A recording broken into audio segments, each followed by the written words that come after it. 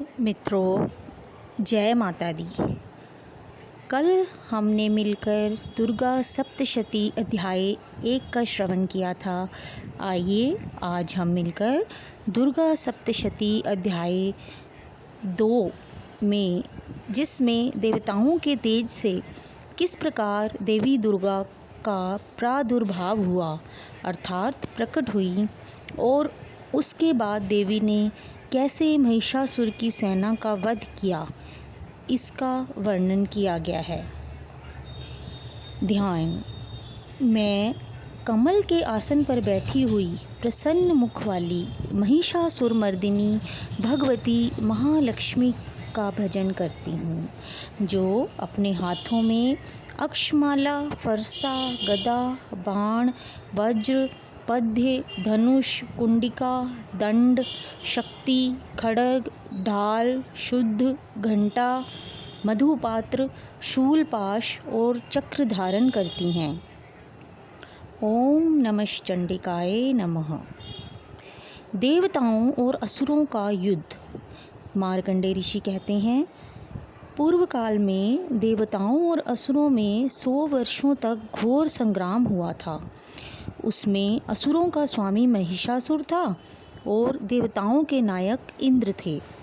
उस युद्ध में देवताओं की सेना महाबली असुरों से परास्त हो गई। संपूर्ण देवताओं को जीतकर महिषासुर इंद्र बन बैठा। तब पराजित देवता प्रजापति ब्रह्मा जी को आगे करके उस स्थान पर गए जहाँ भगवान शंकर और विष्णु विराजमान थे। देवताओं ने महिषासुर के पराक्रम और अपनी पराजय का पूरा वृतांत उन्हें कह सुनाया। वे बोले, भगवान, सूर्य, इंद्र, अग्नि, वायु, चंद्रमा, यम, वरुण तथा अन्य देवताओं के अधिकार छीनकर महिषासुर स्वयं ही सबका अधिष्ठाता बना बैठा है। उस दुरात्मा ने, महिष ने समस्त देवताओं को स्वर्ग से निकाल दिया है। अब वे मनुष्यों की भांति पृथ्वी पर विचर रहे हैं। हम आपकी शरण में हैं, उसके वध का कोई उपाय सोचिए। देवताओं के वचन सुनकर भगवान विष्णु और शिव अत्यंत क्रोध से भर गए। क्रोध से भरे चक्रपाणी श्री विष्णु के मुख से एक महान तेज प्रकट हुआ। इसी प्रकार ब्रह्मा, शंकर तथा इंद्र आदि अन्य देवताओं के शरीर से भी बड़ा भारी तेज निकला। वह सब तेज मिलकर एक हो गए। वह तेज पुंज जलते पर्वत सा जान पड़ता था। समस्त देवताओं के शरीर से प्रकट हुए उस तेज की तुलना किसी से नहीं की जा सकती थी। एकत्रित होने पर वह नारी रूप में बदल गया और अपने प्रकाश से तीनों लोकों में प्रकाश फैलाने लगा। भगवान शंकर का तेज देवी का मुख प्रकट हुआ। यमराज के तेज से सिर के बाल निकले। श्री विष्णु के तेज से भुजाएं उत्पन्न हुई। चंद्रमा के तेज से वक्षस्थल और इंद्र के तेज से कटी प्रदेश का प्रादुर्भाव हुआ। वरुण के तेज से जंघा और पिंडली, पृथ्वी के तेज से नितंब भाग प्रकट हुआ।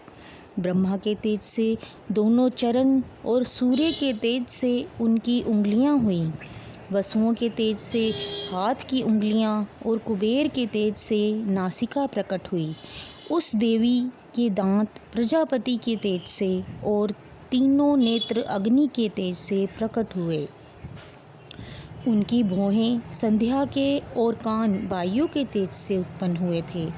उसी प्रकार अन्य देवताओं के तेज से भी उस कल्याणमयी देवी का आविर्भाव हुआ। समस्त देवताओं के तेज पुंज से प्रकट हुई देवी को देखकर महिषासुर के सताए देवता बहुत प्रसन्न हुए। भगवान शंकर ने अपने शूल से एक शूल निकाल कर उन्हें दिया। फिर भगवान विष्णु ने भी अपने चक्र से चक्र उत्पन्न करके भगवती को अर्पण किया। वरुण ने शंख भेंट किया, अग्नि ने शक्ति दी और वायु ने धनुष तथा बाण से भरे हुए 2 तरकस प्रदान किए। सहस्त्र नेत्रों वाले देवराज इंद्र ने अपने वज्र से वज्र उत्पन्न करके दिया और ऐरावत हाथी से उतार कर घंटा प्रदान किया।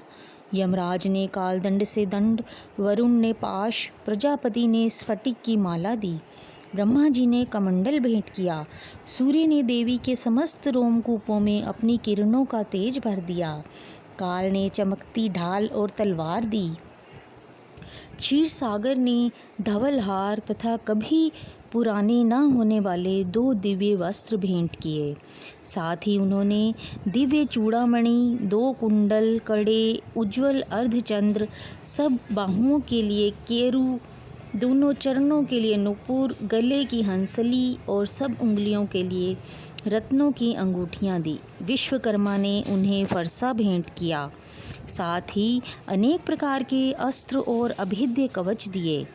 इनके अलावा मस्तक और वक्षस्थल पर धारण करने के लिए कभी ना कुम्भलाने वाली कमलों की मालाएं दी। जलधि ने उन्हें सुंदर कमल का फूल भेंट किया।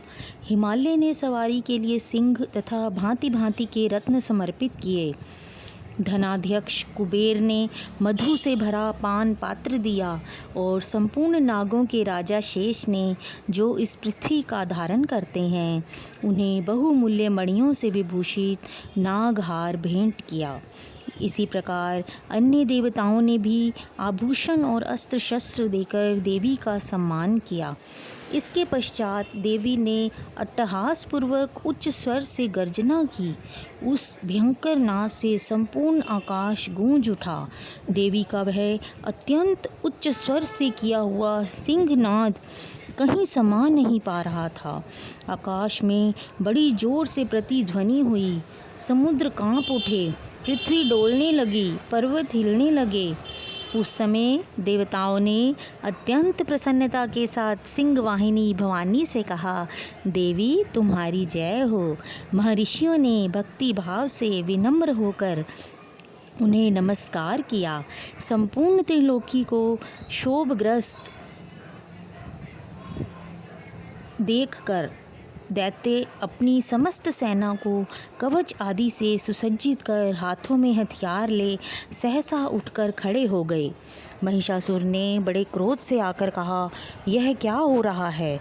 फिर वह महिषासुर असुरों से घिरकर उस सिंहनाद की ओर लक्ष्य करके दौड़ा और आगे पहुंचकर उसने देवी को देखा, जो अपनी प्रभा से तीनों लोगों को प्रकाशित कर रही थीं। उनके चरणों के भार से पृथ्वी दबी जा रही थी। माथे के मुकुट से आकाश में रेखा खिंच रही थी और देवी अपने हजारों भुजाओं से सभी दिशाओं को आच्छादित कर रही थी। उनके साथ दैत्यों का युद्ध छिड़ गया। नाना प्रकार के अस्त्र शस्त्रों के प्रहार से दिशाएं उद्दासित होने लगी। चिक्षुर नामक असुर, जो महिषासुर का सेना नायक था, वह देवी के साथ युद्ध करने लगा और 60,000 रथियों के साथ आकर उदग्र नामक महादैत्य भी लड़ने लगा।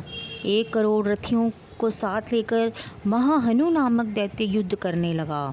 तलवार के समान तीखे रोएं वाला 80 लोमा नामक असुर 5 करोड़ रथी सैनिकों सहित युद्ध में आ डटा और 60 लाख रथियों से घिरा वाशकल नामक दैत्य भी उस युद्ध भूमि में लड़ने लगा।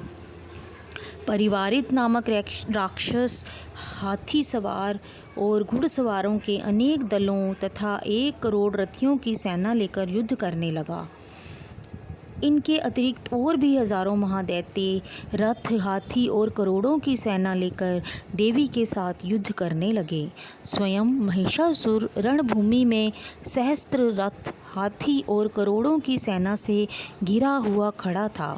वे दैत्य देवी के साथ तोमर, भिंदीपाल, शक्ति, मूसल, खड्ग, परशु और पट्टिश आदि अस्त्र शस्त्रों का प्रहार करते हुए युद्ध कर रहे थे।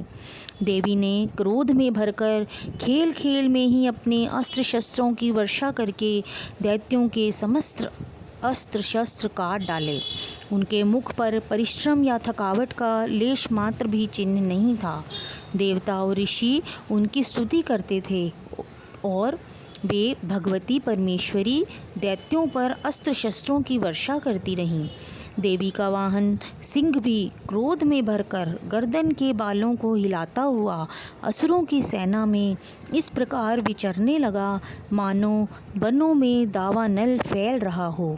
रणभूमि में दैत्यों के साथ युद्ध करती हुई अंबिका देवी ने जितने निःश्वास छोड़े वे तत्काल सैकड़ों हजारों गणों के रूप में प्रकट हो गए और परशु, विधिपाल, खड्ग तथा पट्टिश आदि अस्त्रों द्वारा असुरों का सामना करने लगे। देवी की शक्ति से बड़े हुए वे गण असुरों का नाश करते हुए नगाड़ा और शंख आदि बाजे बजाने लगे। उस संग्राम महोत्सव में कितने ही गण मृदंग बजा रहे थे। तदनंतर देवी ने त्रिशूल से, गदा से, शक्ति की वर्षा से और खड्ग आदि से सैकड़ों महादैत्यों का संहार कर डाला। कितने को कांटे से भयंकर नाद से मूर्छित करके मारा और अनगिनत दैत्य उनकी तलवार की मार से टुकड़े हो गए और कितने ही मूसल की मार से रक्त वमन करने लगे। कितने की गर्दन और मस्तक कटकर गिर पड़े और कितने ही बिना सिर धड़ हाथों में खड्ग और शक्ति लिए दौड़ते थे तथा दूसरे महादैत्य ठहरो ठहरो यह कहते हुए देवी को युद्ध के लिए ललकारते थे। जहाँ संग्राम हुआ वहाँ की धरती देवी के गिराए हुए रथ, हाथी, घोड़े और असुरों की लाशों से भर गई। दैत्यों की सेना में हाथी, घोड़े और असुरों के शरीर से बहुत रक्तपात हुआ। जगदम्बा ने असुरों की विशाल सेना को क्षण भर में नष्ट कर दिया। ठीक उसी तरह जैसे तृण और काठ के भारी ढेर को अग्नि कुछ ही क्षणों में भस्म कर देती है। सिंह भी गर्दन के बालों को हिला हिला कर जोर से गर्जना करता हुआ दैत्यों के शरीर से मानो उनके प्राण चुन लेता था।